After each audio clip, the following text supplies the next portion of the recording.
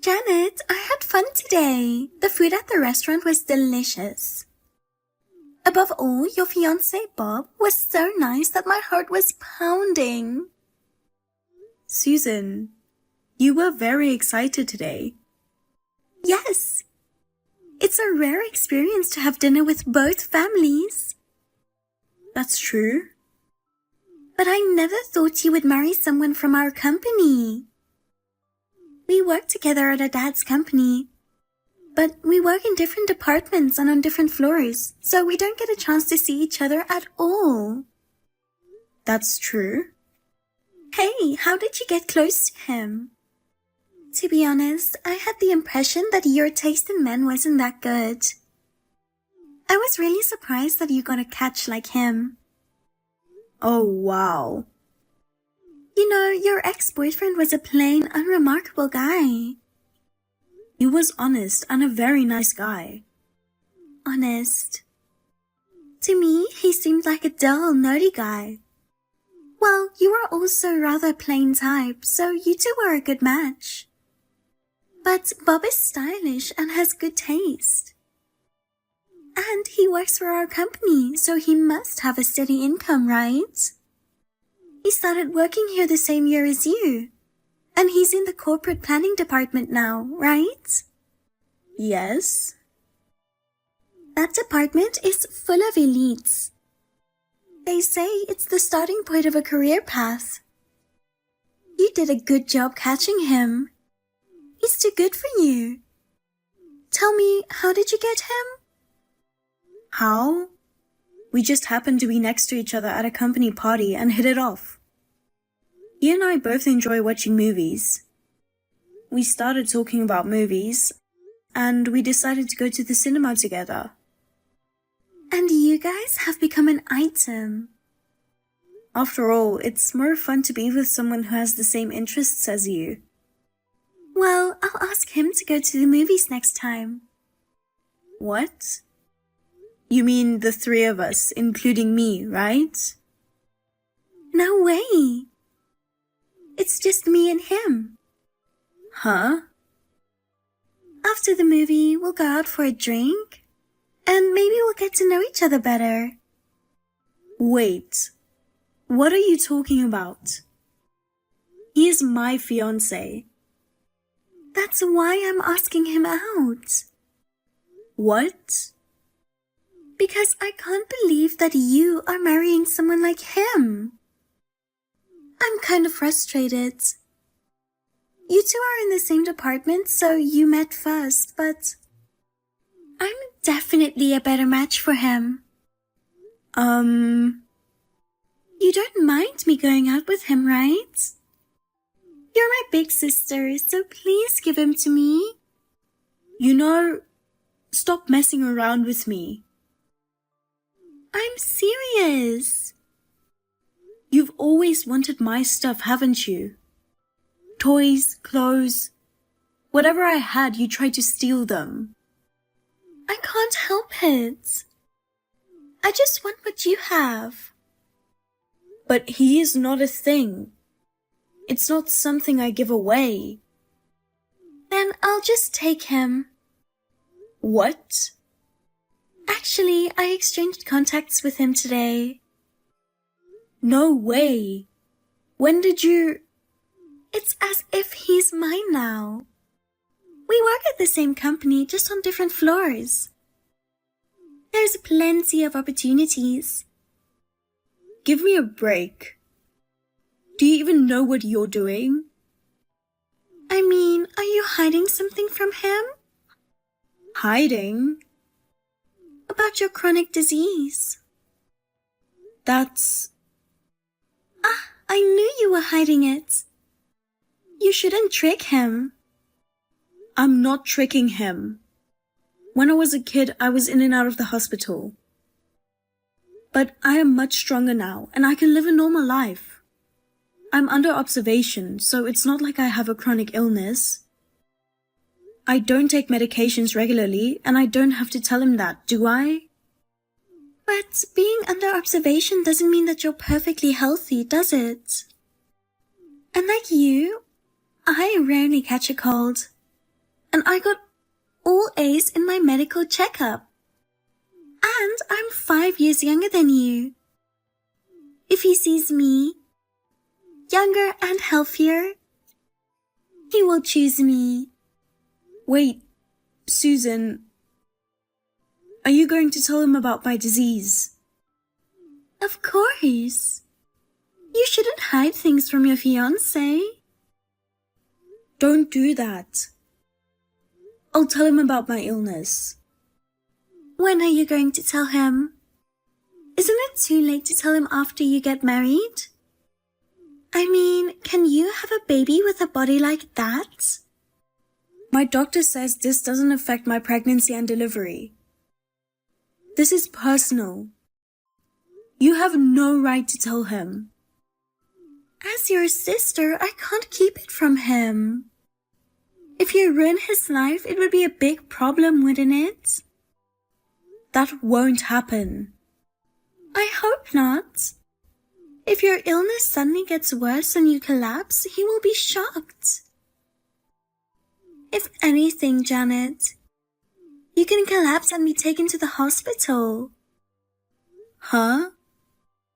That's right. If you get sick before you get married, I win.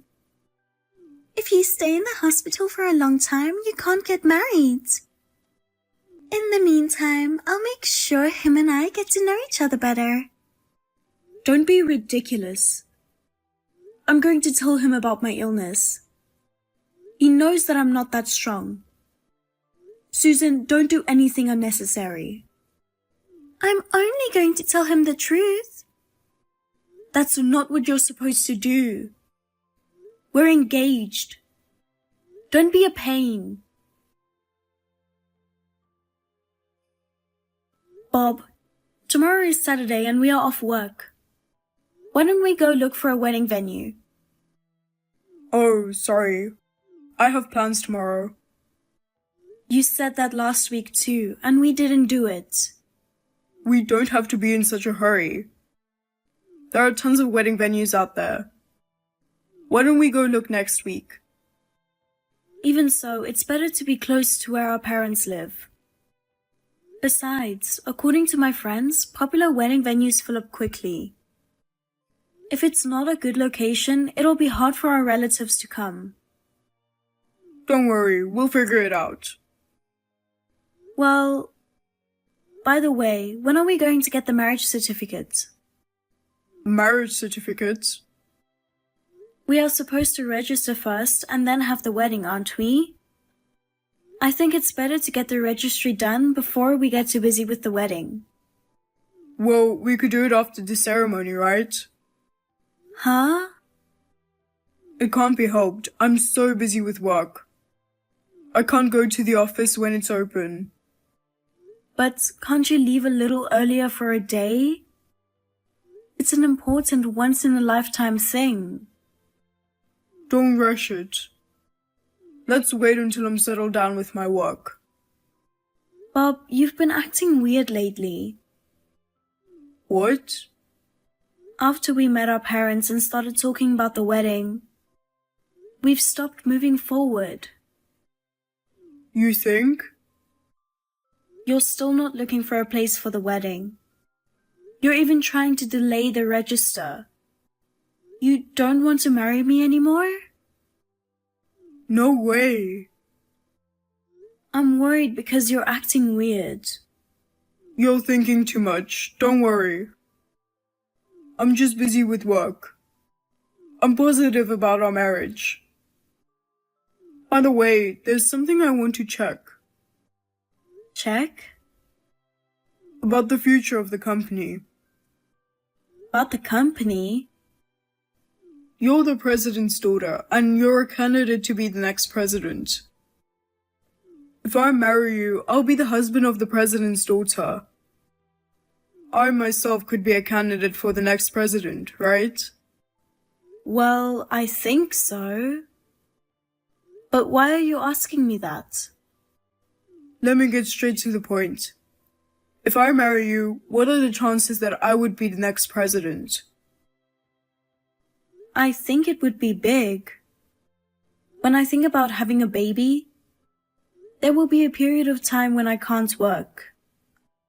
I think there is a good chance that my father will ask you to take over since you're on the career path. That is, if you are the first to succeed him. What are you trying to say? Your sister Susan is also a candidate to be the next president, right? She's the president's daughter too. If she were to take over, you and I would be just company employees. I don't know about that. For now, my father wants me to take over the company.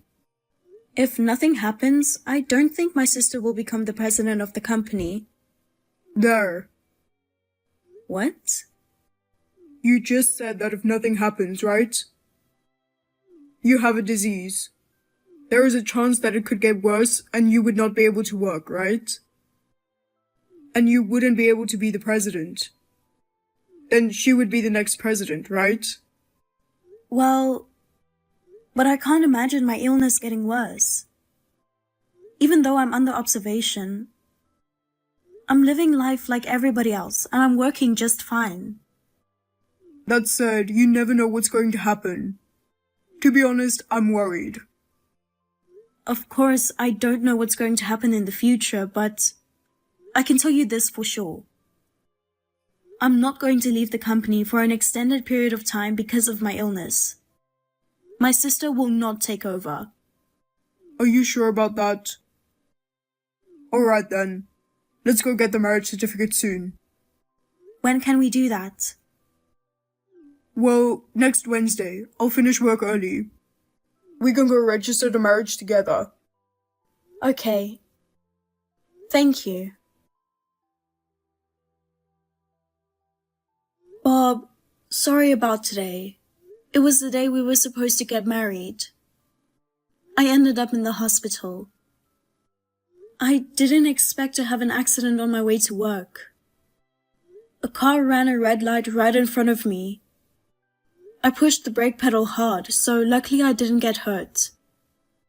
But I was so shocked that I passed out and had to be taken to the hospital.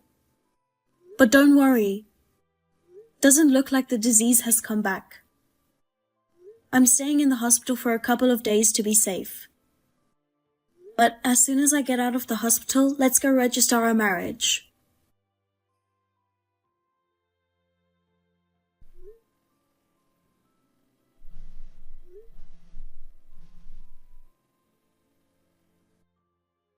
Bob, what the hell is this?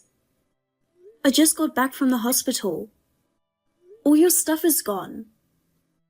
What's going on? Ever since I got admitted to the hospital, you haven't answered my phone calls. You haven't responded to my text at all. Oh, you're out of the hospital? Bob, where are you now?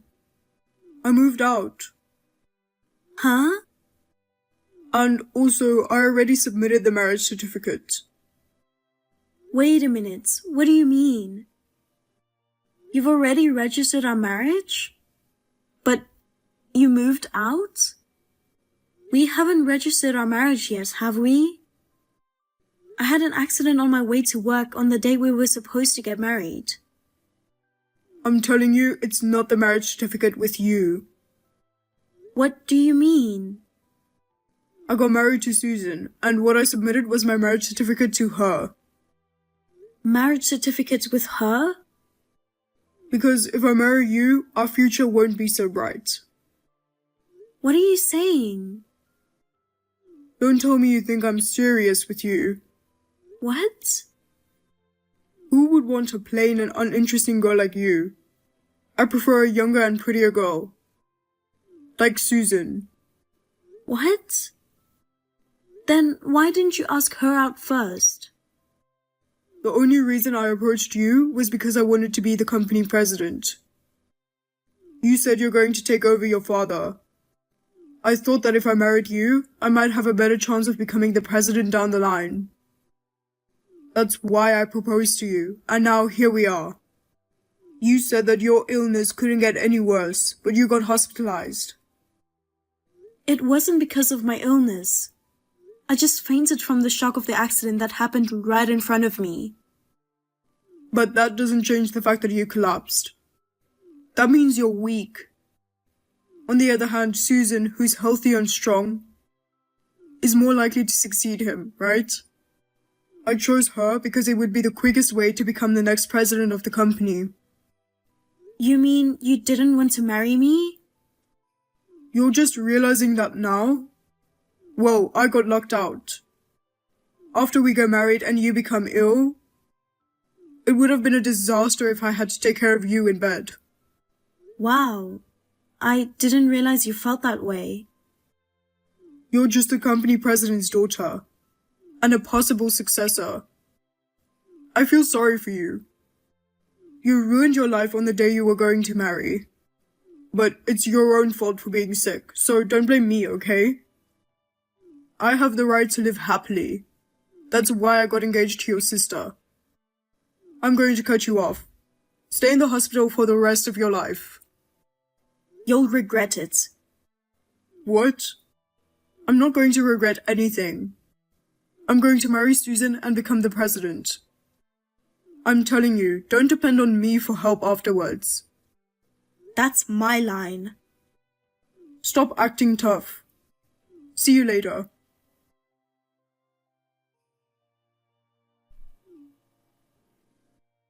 Hey, Janet. You did it, didn't you? Why did you fire me and Susan?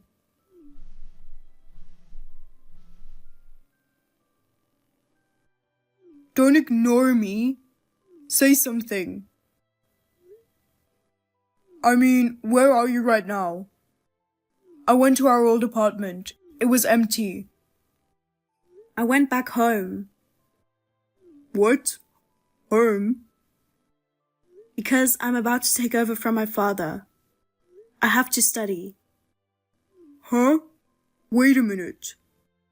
You got sick. It's the healthy Susan who's going to take over. Huh? What are you talking about? I told you before that she won't take over, didn't I? But she'll never be able to succeed her father. That won't happen. Why? Because my father is angry with her. He said there is no way she would take away her sister's fiancé. I can't hand over my company to that kind of person. So he has decided to kick my sister out of the company and out of the house. Kick her out of the house? He's going to completely cut her off. Wait a minute. Then what about the assets she was supposed to get? There's no such thing. Huh? My father's consulted his lawyer friend and they're working on a procedure so that none of it will be given to Susan. You're kidding. He's kicked her out of the company and now she's a stranger who wants nothing to do with our family. Bob, you were told to leave the company too, right? I don't agree with that. This is an unfair dismissal. Oh my father didn't fire you. He just tried to demote you to a depopulated area. That's like firing. I can't just go from one career path to the grave. But you're the one who pissed him off. You're the one who tipped him off. I didn't do anything. Bullshit. He was with me the day I got out of the hospital. What? My parents picked me up from the hospital when I got out. That's why my father saw all of your messages on my phone. Oh no. My father and mother were both appalled. They said they didn't think you were such a scumbag. So he tried to send you to a remote place so he wouldn't have to see you. But you turned it down and quit, didn't you? You can't call it an unfair dismissal. I'd rather quit than be sent to that place. Well, whatever the case may be, it doesn't change the fact that you guys quit on your own accord.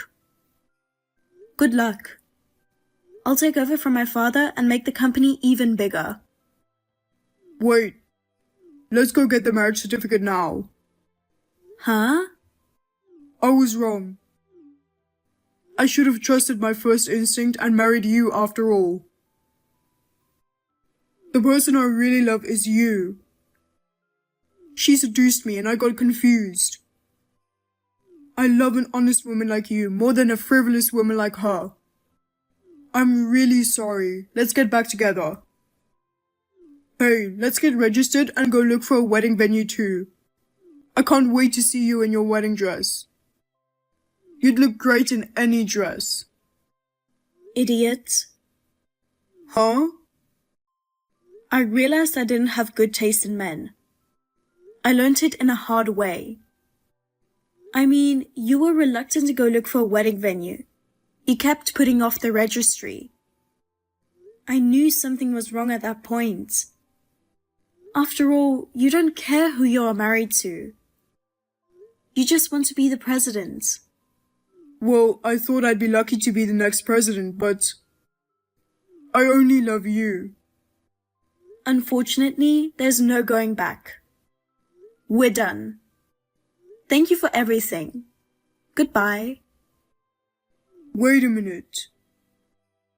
Oh, let me say this one last time. What is it? You're ready to forgive me? Huh? Fine, say whatever you want. I'll do whatever it takes to marry you. Well then, you'll have to pay me a handsome alimony. Huh? You broke off our engagement because you cheated on me, so I'll charge you alimony. That's all I wanted to say. I'll ask my lawyer to do the rest. So, goodbye then. Wait a minute. Give me one more chance. Please.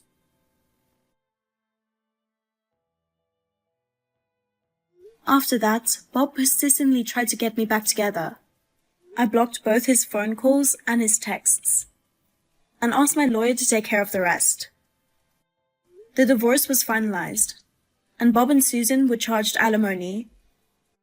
I am now learning company management under my father as the next president. I have not been in touch with Bob and Susan at all since the divorce. The rumor has it that they both had trouble finding new jobs. They are both working multiple jobs to make ends meet. Bob approached Susan for the purpose of becoming a company president, so he no longer has a reason to be with her. It seems there is no love between them. However, Susan is not willing to let him leave her because she needs Bob's money to survive. It seems that they are living a life far from a happy marriage.